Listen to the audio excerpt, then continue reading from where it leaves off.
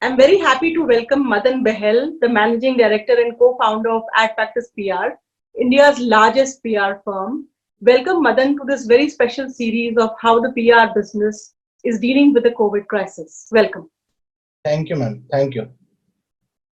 So Madan, my first question really to you is that I've been hearing a lot of feedback from the mid-size and smaller agencies who are kind of in a sense of panic on how to deal with this. What would be your top advice to them on how to stop the cash burn? See, it's simple to give advice uh, without knowing and I don't want to come as a person who is dispensing advice just like that.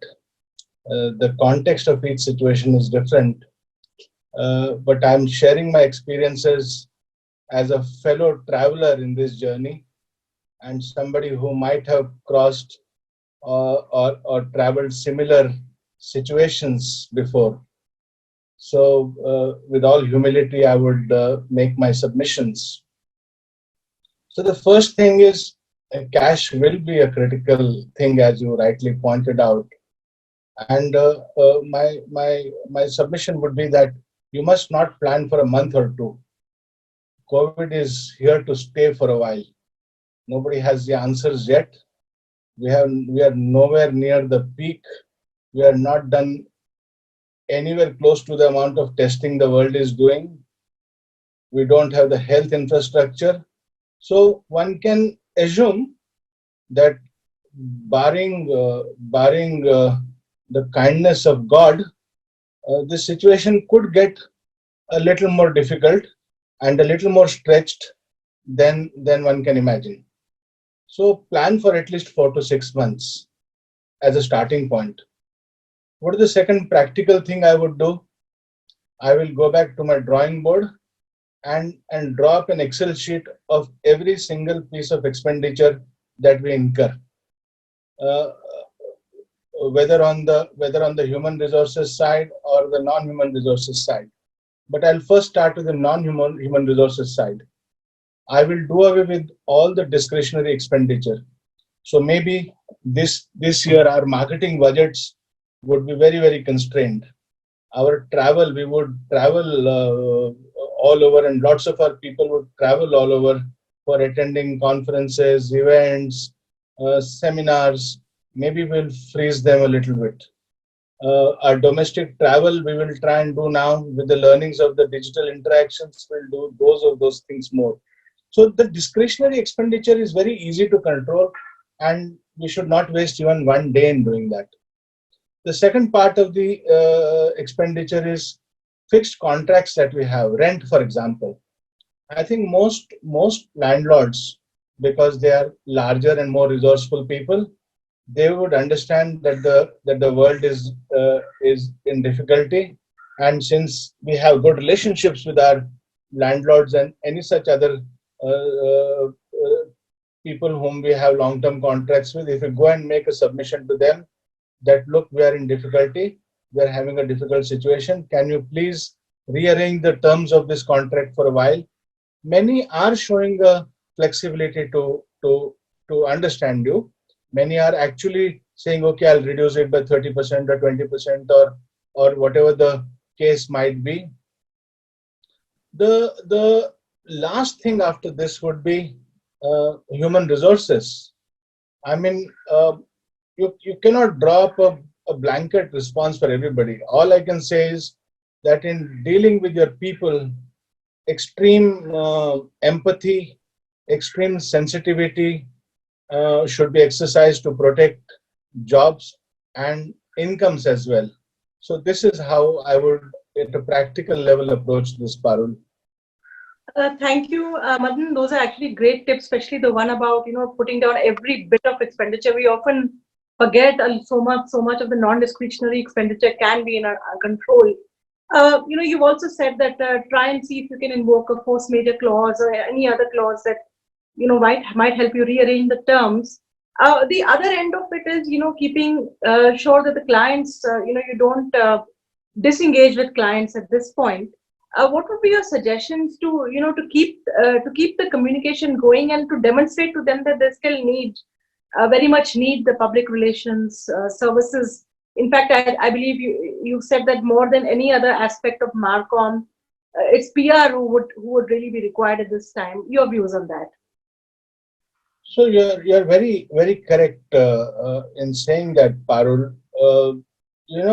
The world is going through an unprecedented crisis, and so are all our clients. And I would like to say that the problems that our clients are facing are much bigger than the problems that we as agencies, small or big, are facing. And therefore, we must also have empathy for our clients. Their cash flows are as constrained as ours. Their supply chain is disrupted. Their demand is disrupted. Their retail shops are shut down. Their factories are shut down. So they are also in a similar situation or in a worse situation. Clients will recognize and realize that in this unprecedented situation, a whole new range of business risks are are becoming manifest. Risks that we didn't know or didn't plan for. We always planned for a first level of business continuity. This animal is completely different. So when you're in a situation like that where you have a lot of new business risks, the reputation risks are a derived risk of business risk, which means, as they say, the reputation risk is the mother of all risks or all business risks. Clients recognize that there would be situations that they would need the support of a PR agency to help listen to what's happening, to help quickly respond to a situation, to help them draft communications and messaging, and maybe disseminate them through traditional or, more importantly, newer channels at great speed. So clients will realize, and mature clients understand the importance of the criticality of the work that PR agencies do. And out of that understanding, clients would want a healthy PR agency support to be alive all the time. The responsibility is on the PR agency. How do we keep the communication lines flowing? How do we remain responsive 24 by 7? How do we remain proactive 24 by 7? How do we kind of listen to any potential reputation risk that is coming the harm's way for our clients? And based on all these things, I think a healthy client agency relationship will get even stronger. And I think in that process, because the client is with you, you'll be able to survive this crisis better than other Marcom disciplines. And because the client is with you, and you have such a relationship, I think you'll be able to protect your people and your employees much better. So that's all I would say. So, Madan, this is a time where your investments in the client will really pay off in terms of relationship investments you've made. Having said that, Madan, do you see that since clients will have very little mind space at the moment, we are all in survival mode. What suggestions can you offer to make sure that your interaction is alive and not ignored? In this set of, like you said, there are much bigger problems at the moment. So we should become and behave like the extended arm of our clients. Uh, Everybody is operating from home. We are also operating from home. So are our clients. Uh, First of all, realizing that the client is busy, as you said, client has too many things to attend to, and say, all right, we will take the responsibility of doing what we are supposed to do. So what are clients needing today?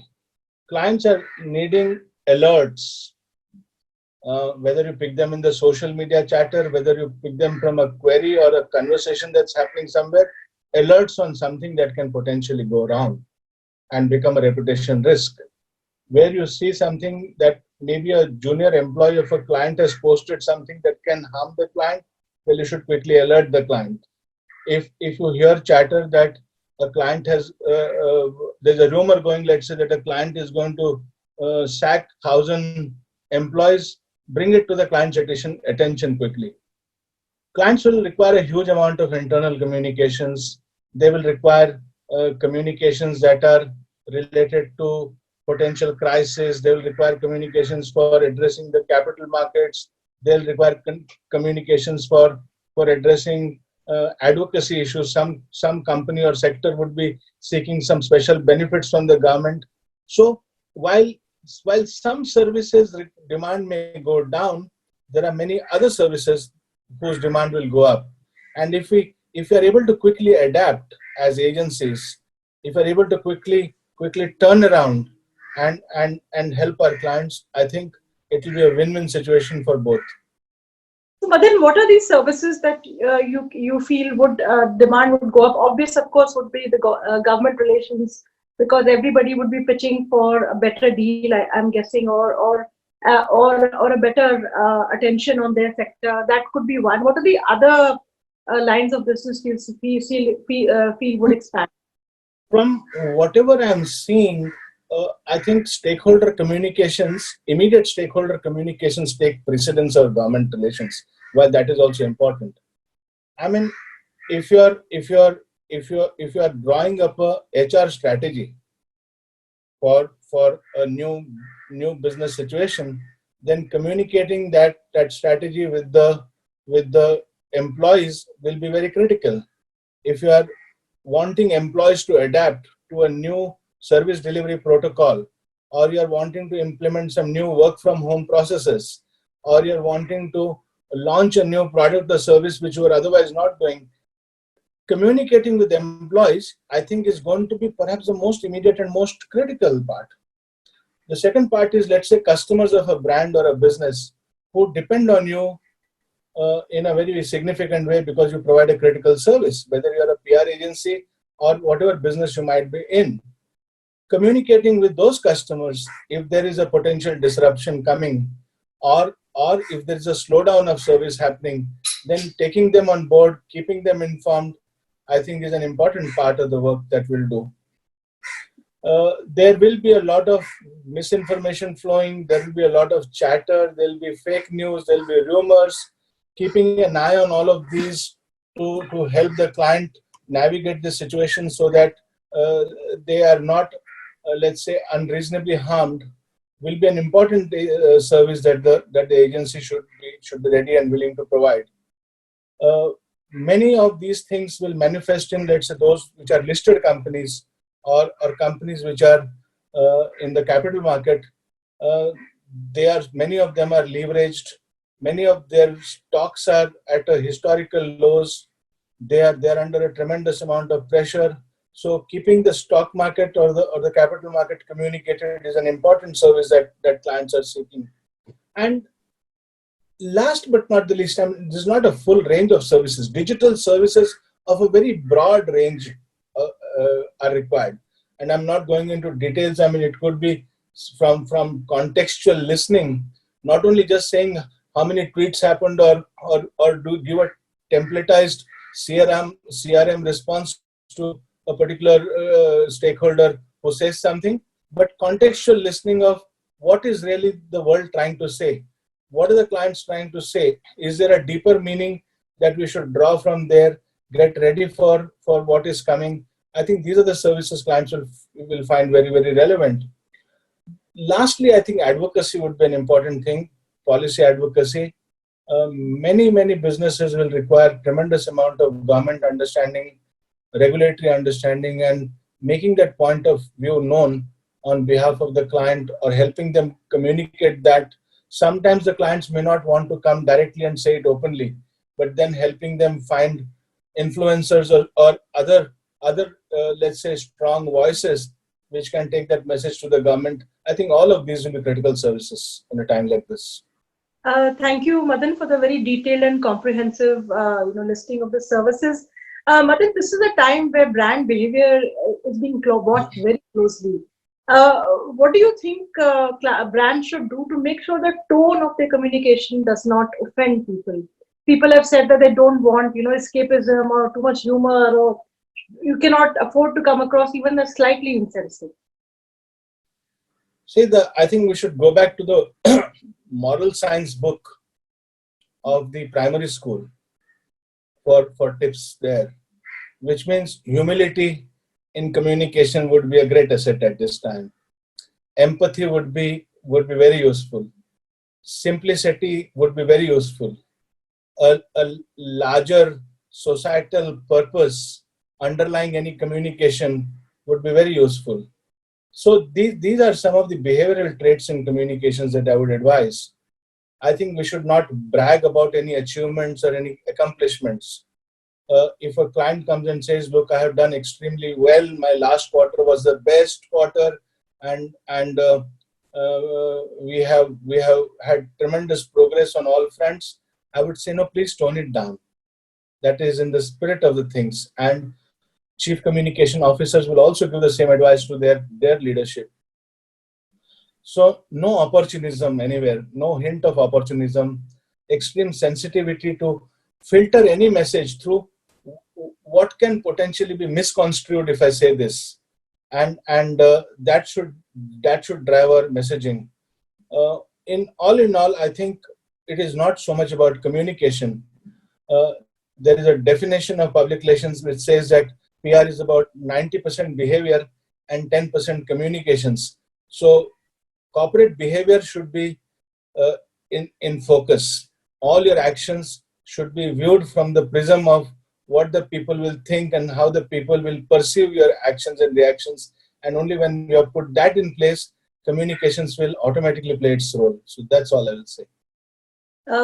Having said that, Madan, I know it's a little early because, like you said very rightly, we're still early in the crisis. But any views you have on how the communication playbook or the PR firm model could possibly change once we are through this, or is it too early to say? No, it's not too early. We are in the midst of an unprecedented situation.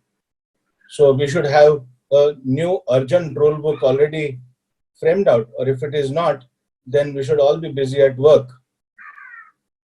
Uh, first, first level of communication preparedness or messaging should be, how is the business responding to address the immediate challenges that stakeholders are facing in the COVID era, whether employees or customers or communities that we serve, or the people who live around our plant and benefit our plant, or our vendors, all of them.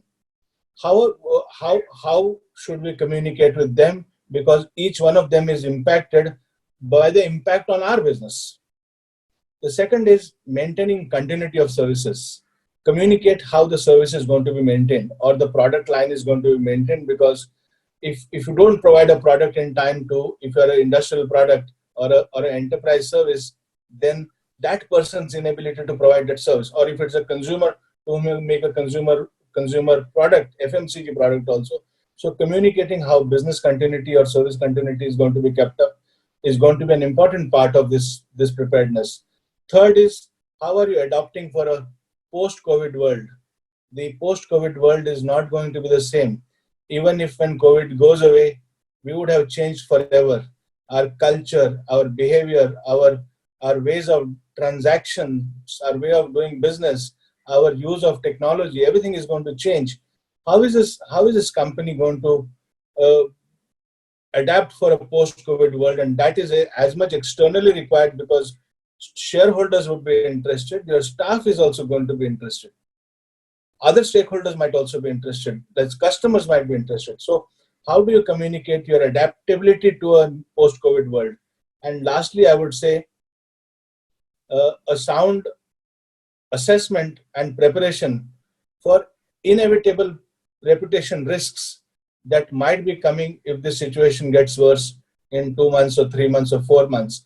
How are we going to address those communications? How would our messages demonstrate great empathy and great tenderness or care towards our stakeholders?